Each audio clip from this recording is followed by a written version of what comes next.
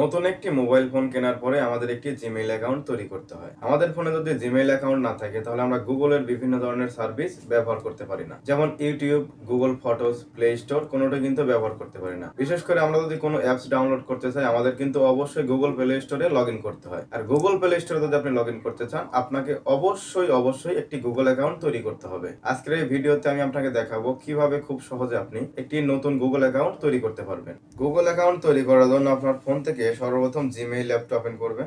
Gmail অ্যাপটা open করার পর এখান থেকে প্রোফাইল আইকনের উপরে ট্যাপ করে দিবেন। তারপর এখান থেকে অ্যাড অ্যানাদার অ্যাকাউন্ট এর উপরে ট্যাপ করে দিবেন। ট্যাপ করে দেওয়ার পর এখান থেকে গুগলের উপরে ট্যাপ করে দিবেন।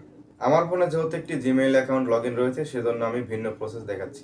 আপনার ফোনে যদি কোনো প্রকার জিমেইল অ্যাকাউন্ট লগ ইন না থাকে, অর্থাৎ আপনি যদি নতুন ফোন কিনে থাকেন, তাহলে এই অপশনটুকু স্কিপ করে গেলে হবে। জাস্ট একদম নিচ থেকে কয়েকবার নেক্সট করে দিবেন, তাহলে জিমেইল অ্যাকাউন্ট ক্রিয়েট করার নতুন যে অপশন রয়েছে সেটি চলে আসবে। এই অপশন আসার পর এখান থেকে আপনাকে ক্রিয়েট অ্যাকাউন্ট এর উপরে ট্যাপ করতে হবে। তারপর এখান থেকে ফর মাই পার্সোনাল ইউজ এর উপরে ট্যাপ করে দিতে হবে। এখন আপনাকে জিমেইল অ্যাকাউন্ট তৈরি করার জন্য আপনার যে নাম রয়েছে সেই নামটি অবশ্যই দিয়ে দিতে হবে। এখানে রয়েছে ফার্স্ট নেম, দেন এখানে রয়েছে লাস্ট নেম। ফার্স্ট নেমের যে অপশন রয়েছে এখানে আপনার নামটি ব্যবহার করবেন, এবং লাস্ট নেমের যে অপশন রয়েছে এখানে আপনার নামের যে পরবর্তী এক্সটেনশন রয়েছে সেটি ব্যবহার করতে পারেন। আমি ব্যবহার করছি। তারপর এখান থেকে আপনাকে নেক্সট করে দিতে হবে। এখানে আপনার যে জন্ম তারিখ রয়েছে অবশ্যই সেটি সঠিক দিবেন। আপনি কোনো ভুল জন্ম তারিখ ব্যবহার করতে যাবেন না। অবশ্যই একটি বিষয় লক্ষ্য রাখতে হবে, আপনার বয়স কিন্তু 18-র উপরে হতে হবে। 18-র নিচে হলে আপনি কিন্তু জিমেইল অ্যাকাউন্ট তৈরি করতে পারবেন না। এখান থেকে আপনার জন্ম তারিখের মাসটি সিলেক্ট করবেন। তারপর এখান থেকে জেন্ডারের উপরে ট্যাপ করতে হবে এবং আপনার যে জেন্ডার রয়েছে সেটা এখান থেকে সিলেক্ট করে নিতে হবে। দেন এখান থেকে আবারও নেক্সট করে দিতে হবে।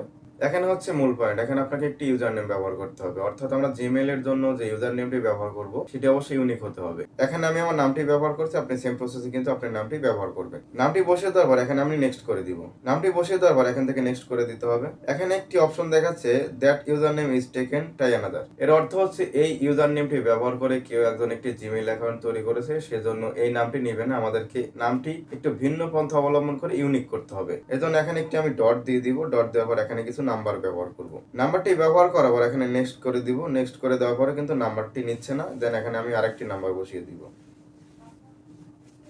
এখন কিন্তু আমাদের জিমেইল অ্যাকাউন্টের যে ইউজার নেম রয়েছে সেটি কিন্তু নিয়ে নিয়েছে। আপনি অবশ্যই ট্রাই করবেন নতুন কিছু দেওয়ার জন্য। এখানে আপনাকে একটি স্ট্রং পাসওয়ার্ড ব্যবহার করতে হবে। অবশ্যই এমন একটি পাসওয়ার্ড দিবেন পাসওয়ার্ডটি সবসময় আপনার মনে থাকে।